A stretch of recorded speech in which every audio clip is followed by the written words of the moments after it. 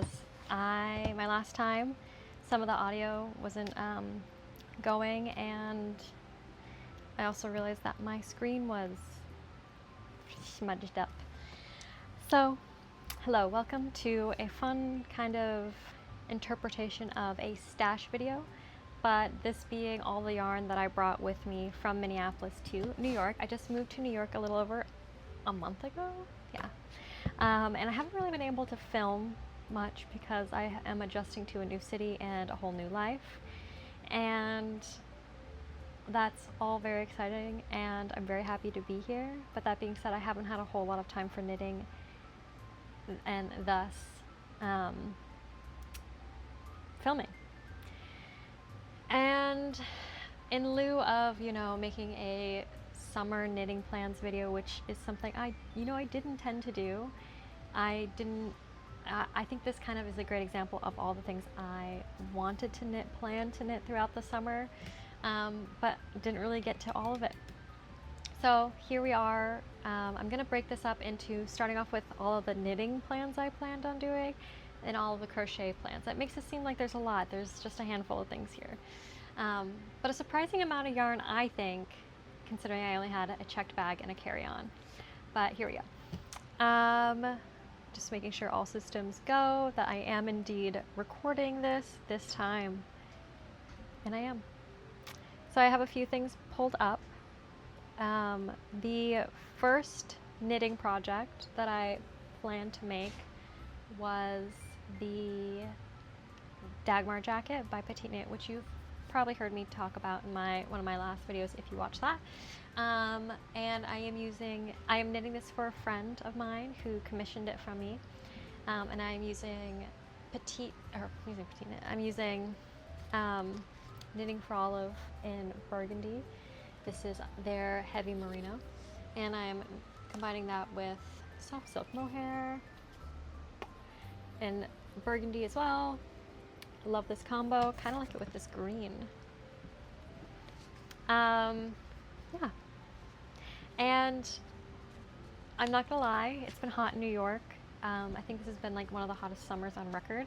And of course, I'm staying with my partner and his parents in their house, and they don't have AC. So knitting with this has not been the most desirable experience. So I haven't been knitting this all that much. I'm so close to being done. And I keep saying, next month I'll finish it, next month I'll finish it.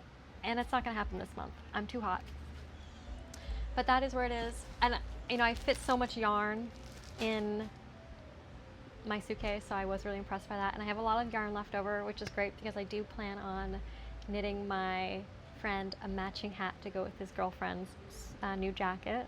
So I think that would be really cute.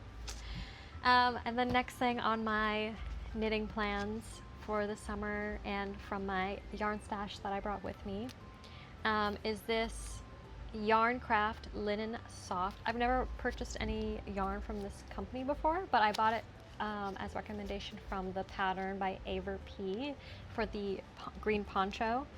I wanted to knit this for my birthday, which was June 23rd, and of course that didn't happen, so hopefully, fingers crossed, I can fit it in by the end of summer.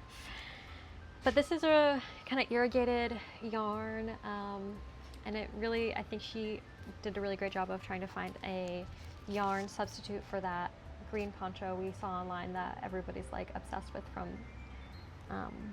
Pinterest. And this is such a great green. It's not quite chartreuse, it's more of a little bit more murky, and you can't quite see like there's like almost different hues because of the blend of the materials here. I think it's linen, viscose, and cotton, which is kind of a lot of the yarns that I'm using right now. But yeah, I'm really excited about that. Hopefully I get it done soon. And then my last knitting project is using Drops Belle, which is, I think, a 1-for-1 for the Sanduskarn lean line. I think it's lean, even though I've heard it so many different ways because it's like Scandinavian yarn, so I think lean sounds correct to me. You tell me if I'm right. But this is made up of 53% cotton, 33% viscose, 40% linen, and technically, the pattern that I'm using this for is Kiss Kiss Rhinestones book bag, and I think you're supposed to use Drops Belle, which is not Drops Belle, Drops Paris, which is 100% cotton, and I don't know. I think this is fine. I thought it would be really fun to. There's a new YouTuber that not new to me, knit YouTuber that I've subscribed to, and I'll post her info right here. But she starts with some of her videos talking about the drink she's drinking, the book she's reading, and maybe the last movie she's seen. I'm not drinking. I have a glass of water over there. Sometimes I do mention that in my videos. And I thought I would incorporate that more with my sit-down talky ones. The book I'm currently reading is, which I would love to, I think, throw in this book bag when it's done, because I think a pop of yellow would be so exciting. Sex and Rage by Eve Babitz. And the movie I just saw it last night. It just came out. It's called The Samurai and the Prisoner, or is it The Prisoner and the Samurai? It's really good. Japanese film, highly recommend. Love it when people just stand right outside of my window. Only in New York. And then, yeah, that's it for the knitting projects. Now I'm gonna go into my crochets. So I was really inspired by what I saw from Earth by Morg, so I bought a few of her patterns, and all of these yarns are kind of intended for her patterns. The first one, I got a few balls of these. Aunt Lydia's Crochet Thread Classic 10, and this is in like their white, yeah. I wanted to make two things using this yarn, and I bought enough and some because I knew I'd need to practice quite a bit. The first one is the Giselle Headband Pattern, and the other is the Cosmo Headband Pattern. But as I was starting with the headband, I kind of realized I have the technical skills, but I was kind of struggling with tension. So I've been trying to practice with some swatches, and yeah, this is swatch number 1. Oh, I feel like that's kind of like a good example. I think it turned out okay. I definitely have some stuff I would like to work on.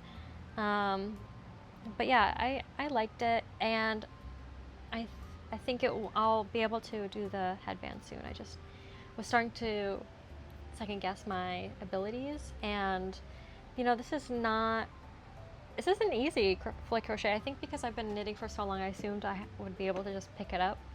But with every new skill and every new hobby, there's such a learning curve. There's so much that's translatable between the two, but I think like I want my product, I shouldn't say product, it's not a product, my end, like, to me it's much more than that. It's like the experience is so important, and I want to do it well, I want to do it right, and I want to feel like accomplished at the end, and I don't mind taking my time in doing it well, because I think, there's so much conversation right now happening in the knitting community and the fiber arts community, I'm sure with all crafts, about the pace at which we're expected to produce stuff when you're like online and you see it. But for me, I really want to like love the process, especially because this isn't my full-time job. I wish, but it's not my full-time job. So I just do this for fun. I do this for me, and yeah, I want to be proud of myself at the end of the day that I put my best into it. Okay, that got weird. And then my last thing is I have a few of these other Aunt Lydia Fashion 3? Fashion 3, yeah. I don't know why my brain went on the fritz there. Crochet thread, cotton. I think this is just a little bit slightly thicker. This is a superfine, where this is a lace. In this purple color, to do Earth by Morg's classic bikini. I was hoping I would be able to wear this out somewhere. I don't think this is going to happen this summer, but we'll see. But yeah, that's kind of like all the stuff I brought with me. It's a good amount of yarn. It's not my full stash. I have a lot of my yarn still in a pod waiting to be delivered to wherever I end up living in this crazy city. And yeah, I hope you enjoyed this video. Thank you for watching my last video. It's meant a lot to me that so many people wanted to peek around my old apartment. I want to peek around my old apartment. I miss it so much. I know so many people are like, why would you ever leave a place like that? Trust me, it was not my choice. I wish I could stay there. Although I do love being here in New York, I think I wouldn't. Yeah, I'm happier. I'm happy that I'm here. But it was a beautiful time in that place. I was really lucky to live there for a year. I was not able to just like live there because I'm rich or anything like that. Like, I work in the food industry. I was just really lucky that the person who owned that building was renovating it, needed a tenant for a year, and gave us a really great opportunity and a really great deal to stay there and kind of help him in a way. But it was when it came to the end of the year and time for us to move, you know, we really couldn't afford that place anymore, and to what the rent was raised to, and just decided that New York just was the right time for us. And my partner's from here, so I'm definitely not in a state of delusion as to what to expect here in this new city. But that being said, I still have been shocked. Like, I definitely won't, like, I know I'll never be able to live in something as nice as what I was in before, but I'm not going to live in squalor either. But yeah, anyways, you'll see maybe more of the apartment hunting stuff as I film it. I will say it's been kind of hard for me to film those apartment hunting videos. I don't know how people do it, because one, it's awkward because the person who's there showing it is just kind of like staring at you awkwardly, like, do you have any questions? Like, yeah, why does it smell like cat pee? Like, why? Still, and it's like, looks like it's been totally painted over and cleaned, and why does it still smell like cat pee? But no, for real though, like, it's really awkward, and a lot of these places are online. You see what they look like, what they use AI to do to change the way it looks, and then you go and you visit it and you're like, but for $3,000? No, thank you. So the search continues, and hopefully I'll have a video about that at some point. At the very least, I'll tell you about how I feel about all of that, because as fun it is to see the apartments, I'm getting to realize the experience of finding the apartment is exhausting. I'm exhausted. But yeah, until next time, thank you so much, and I hope you enjoyed this little yarn stash video. Okay, bye.